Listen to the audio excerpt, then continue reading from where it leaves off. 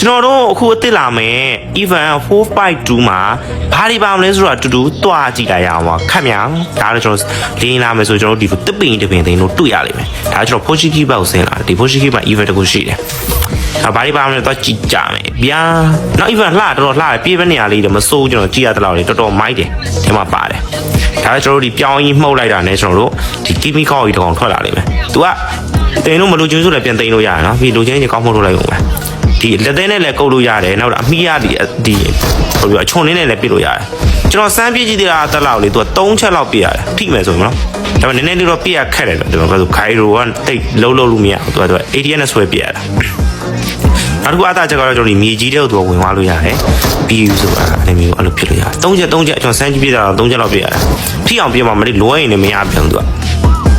နောက်မှသူဒါမေးတင်ပေးမှမသိဘူးလားမသိဘူးနောက်တော့ခံမှာကျွန်တော်တွေ့ရဒီဂိမ်းအောင်ဖြစ်ဒီဂိမ်းအစိမ်းအောင်ပေါ့ဒီလွယ်ပတ်နေတဲ့ကောင်ကပြစ်လိုက်တဲ့ခါကျရင်အဲ့ဒီကြာပွင့်နေတဲ့ပါတယ်အဲ့ဂိမ်းကပြစ်လိုက်တဲ့ခါကျရင်ဟိုလိုမျိုးဒုံးကြီးလိုမျိုးဖြစ်တယ်ပြမှာပြင်ပြီးသွားပြီဆိုတော့ဒီအတောင်မယ်ဒါလေးကတော့ဆောင်းရမ်းလာဗျာကြည့်ဟုတ်လားသူကလွယ်အိတ်ထဲမှာပါပြီးသားနေတော့3ချင်း3မ3ချင်းပြန်သိမ်းလို့ရတယ်သူကအပေါ်သူကနံပါတ်1 secure ကြတယ်ဝတ်အရှိဝတ်သွားတာဗျာသိတယ်မလားဝမ်ကကျတော့အပေါ်တက်တာတတိယအပေါ်ဆုံးခလုတ်ကတော့ကျွန်တော်ပြမယ်ဒါခုနကန်တော့ဒုံးကြီးလိုပဲပြင်သွားဒီမဲ့တော့ကြည့်ဒါစကီကိုလာအပေါ်ထိုးတက်လို့ရမှာဒါတူကကျတော့ဝတ်သွားအရှိဟုတ်ဆိုရောက်သွားဗျာသိတယ်မလားချက်ချင်းဘယ်လိုပြောမလဲတနက်ကင်လိုက်မယ်ဆိုချက်ချင်းအောက်ပြပြုတ်ကြတယ်